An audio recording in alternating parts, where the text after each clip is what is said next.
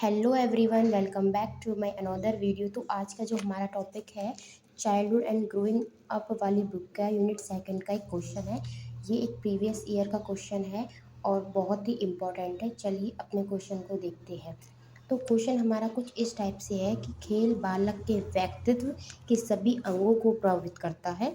इस कथन को स्पष्ट कीजिए व शिक्षा में खेल विधि का महत्व बताइए। तो खेल का अर्थ होता है, खेल बच्चों की एक स्वाभाविक प्रवृत्ति होती है। खेल के द्वारा बच्चों के शारीरिक, मानसिक तथा संवेगात्मक विकास के साथ साथ सामाजिक अंतःक्रिया का विकास भी होता है। यानी जब बच्चा खेलता है तो उसका शारीरिक, मानसिक और संवेगात्मक यानी तीनों तरह का विकास बच्चों में होता है और उसके साथ साथ जो सामाजिक अंतःक्रिया है उनका भी विकास बच्चों में होता है। खेलों को बालकों की वृद्धि व विकास में भी महत्वपूर्ण योगदान है। जब बच्चे खेलते हैं तो उनकी वृद्धि भी होती है और विकास भी होता है। यानी खेल का बच्चों की ग्रोथ और डेवलपमेंट में दोनों में बहुत ही इम्पोर्टेंट योगदान है। खेल की क्रिया अहम प्रेरित होती है तथा आनंददायी भी होती है। यानी जो खेल की क्रिया है वो अहम प्रेरित यानी खुद से ही प्रेरित होती है और ये एक आनंददायक यानी इंजॉय पूर्ण होती है। बालक खेलने में बहुत ही आनंद उठाते हैं। खेल की क्रिया बच्चों में उत्साह, स्फूर्ति, आत्मविश्वास, चंचलता, प्रसन्नता आदि गुणों का विकास करती है। जब बच्चे खेलने जाते हैं तो उनमें खेलने का उत्साह भी रहता है और वो सुफुर्ती यानी अपनी फुर्ती से भरपूर भी रहते हैं और बच्चों में आत्मविश्वास की भी भावना विकसित होती है और प्रसन्नता और चंचलता भी खेलों से बच्चों में मिलती है। जब बच्चा खेल खेलता है तो वह खुद से ही खुश हो जाता है कि हाँ, अब तो हम खेल खेलने जा रहे हैं। आधुनिक युग में खेल के महत्व को विद्वानों ने स्वीकार किया है। यानी आज के समय में, आज के युग में भी जो खेलों का महत्व है उसको विद्वानों ने स्वीकार किया है कि हाँ, खेलों का एक बहुत इम्पोर्टेंट योगदान होता है बच्चों के विकास के लिए, बच्चों की वृद्धि के लिए। इसीलिए विभिन्न शाखाओं में खेलों से जुड़ी विभिन्न क्रियाओं को शामिल किया गया है, जैसे ड्रामा, संगीत, विभिन्न खेल इत्यादि। आजकल दूरदर्शन व रेडियो के माध्यम से भी खेलों के महत्व को दर्शाया एवं बताया जा रहा है। आज के समय में जो खेलों का महत्व है वो बहुत ही बढ़ गया है और इसीलिए जो आपके रेडियो होते हैं, दूरदर्शन यानी टीवी होती है, उसके माध्यम से भी खेलों के महत्व को बताया जा रहा है, दिखाया जा रहा है कि किस तरह से हम खेलों में भी अपना फ्यूचर बना सकते हैं। जिन बच्चों का दिमाग पढ़ाई में नहीं चलता है या फिर उनकी रुचि पढ़ाई में नहीं है, खेलों में अधिक रुचि है, तो वो बच्चे भी अपना करियर बना सकते हैं खेलों के माध्यम से। अब बात करते हैं हम क्रो एव क्रो यानी क्रो एज क्रो ने खेल ने खेल को इस प्रकार परिभाषित किया है। खेल वह क्रिया है जिसमें एक व्यक्ति उस समय व्यस्त होता है जब वह उस कार्य को करने के लिए स्वतंत्र होता है जिस कार्य को वह करना चाहता है। यानी खेल क्या होता है, खेल बच्चों की ही एक भावना होती है, बच्चे ही उसे करना चाहते हैं और वो उस काम को करने के लिए एकदम आज़ाद, एकदम स्वतंत्र होते हैं। हरलॉक ने क्या बोला है, हरलॉक के अनुसार खेल वह कोई भी क्रिया है जो प्राप्त होने वाले आनंद के लिए की जाती है, परंतु इसके अंतिम परिणाम पर कोई विचार नहीं किया जाता। यानी खेल से आपका कोई अंतिम परिणाम नहीं निकलता, ये सिर्फ एक आनंद के लिए होती है और बच्चे खेल में बहुत ही आनंद उठाते हैं। फ्रोबेल ने क्या कहा है, फ्रोबेल के अनुसार बच्चों के विकास का सर्वोत्तम रूप खेल ही है। यानी उन्होंने बोला है कि जो बच्चों में विकास होता है उसका जो सर्वोत्तम रूप है वो खेल, ये खेल के द्वारा ही बच्चों में विकास होता है। अब हम बात करते हैं खेल की विशेषताएं कि खेल की क्या क्या विशेषताएं होती हैं।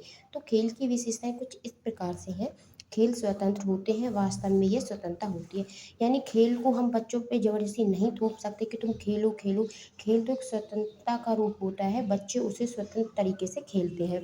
खेल साधारण या वास्तविक जीवन नहीं होता। खेल में उनका कोई साधारण या फिर वास्तविक जीवन नहीं होता, वो किसी भी प्रकार से खेल खेल सकते हैं।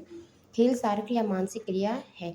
खेल में आपका शारीरिक यानी आपका शरीर भी यूज़ होता है और आपका मस्तिष्क भी यूज़ होता है। यानी खेल आपके लिए शारीरिक और मानसिक दोनों क्रियाएं होती है। खेल बच्चों में स्फूर्ति एवं चंचलता पैदा करती है। जो स्फूर्ति होती है, चंचलता होती है, वो भी आपकी खेल के द्वारा ही पैदा होती है। बच्चे खेल के अंतिम परिणाम पर कोई विचार नहीं करते। बच्चों को कोई मतलब नहीं होता कि खेल का अंतिम रिजल्ट क्या आएगा, अंतिम परिणाम क्या आएगा, तो आएगा उन्होंने तो सिर्फ अपने आनंद से मतलब है, अपने इंजॉय से मतलब है। खेल का कोई गुप्त लक्ष्य नहीं होता, केवल प्रत्यक्ष लक्ष्य होता है। खेल ये नहीं है इसका कोई गुप्त लक्ष्य है, ये प्रत्यक्ष लक्ष्य होता है, सभी को दिखता है कि खेल खेला जा रहा है। खेल का मुख्य लक्ष्य आनंद प्राप्त करना होता है। जो खेल का जो मुख्य लक्ष्य होता है वो कुछ सीखना नहीं होता, बल्कि आनंद प्राप्त करना होता है कि बच्चे को आनंद मिले, बच्चे आनंद फील करें, बच्चों का जो स्ट्रेस है वो कम हो जाए। खेल स्वेच्छा पर आधारित होता है, खेल अपनी इच्छा पर आधारित होता है, बच्चों की जो इच्छा होती है वो उस खेल को खेलती है। खेल एक स्वाभाविक प्रवृत्ति होती है, खेल आराम के रूप में भी कार्य करता है। यानी बच्चे जब पढ़ाई करके थक जाते हैं तो उन्हें लगता है कि अब हमें खेल खेलना चाहिए, वो एक आराम के रूप में भी इस कार्य को करते हैं।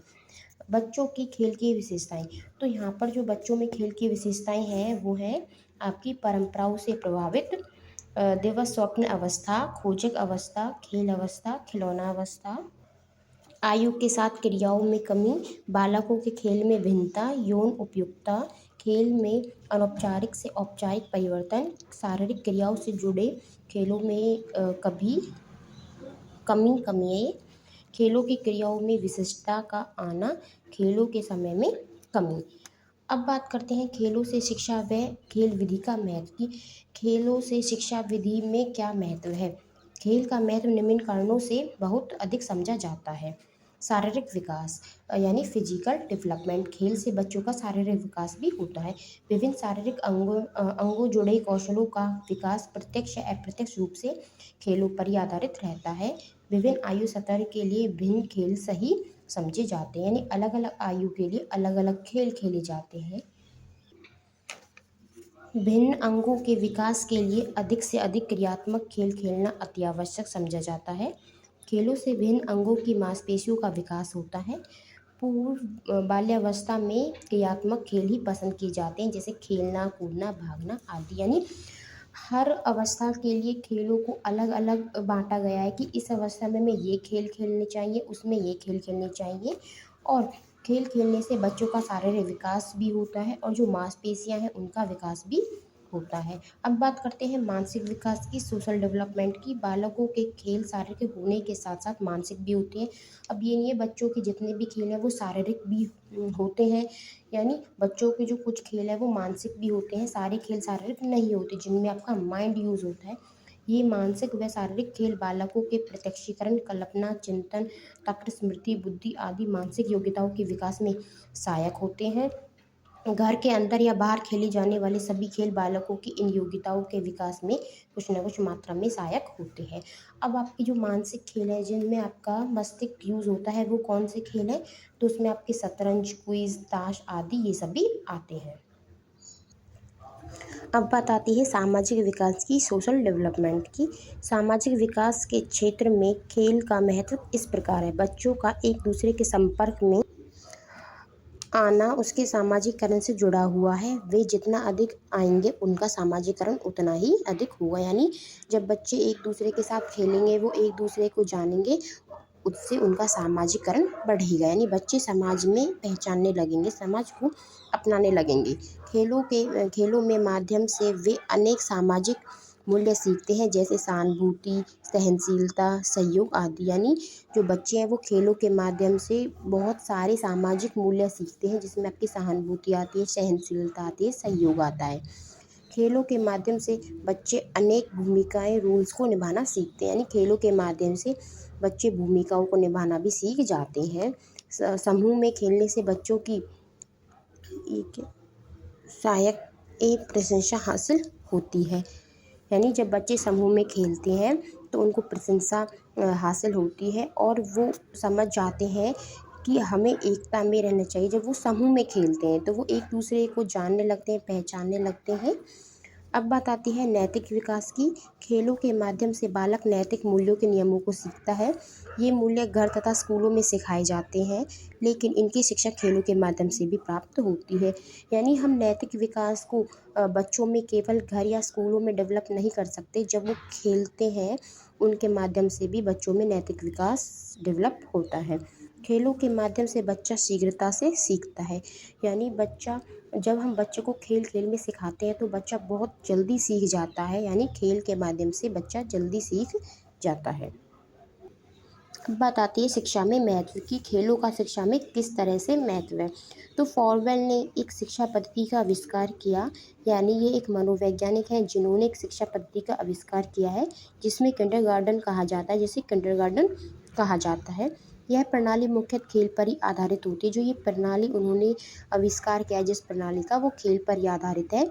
इसी प्रकार खेल द्वारा शिक्षण प्रदान करने की दूसरी प्रणाली का विकास मैडम मॉन्टेसरी ने मॉन्टेसरी प्रणाली के रूप में किया।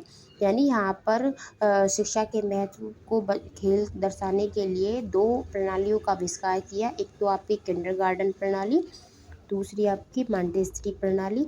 दोनों में क्या है, दोनों में बच्चों को खेल खेल में सिखाया जाता है। खिलौनों के साथ साथ खेलते खेलते ये बच्चे रंगों की पहचान करना सीखते हैं। यानी इसमें क्या होता है, इसमें बहुत सारे खिलौने होते हैं जो डिफरेंट कलर के होते हैं। बच्चों को खेल खेल में ही कलरों के बारे में बता दिया जाता है कि ये वो कलर है, ये वो कलर है। और आपके अल्फ़ाबेट वाले भी कुछ खिलौने आते हैं, जैसे ABCD वाले। तो बच्चों को खेल खेल में ये सिखाया जाता है कि ये ए है यानी एप्पल, ये बॉल है। तो इस तरह से यहाँ पे बहुत सारी प्रणालियों का भी आविष्कार किया है ताकि बच्चे खेल खेल के साथ सीख जाएं। आई होप आपको ये क्वेश्चन समझ में आया होगा। अगर आपको क्वेश्चन समझ में आया हो तो वीडियो को लाइक करना एंड शेयर करना अपने फ्रेंड्स के साथ। और वीडियो को देखने के लिए आपका बहुत बहुत शुक्रिया। बाय।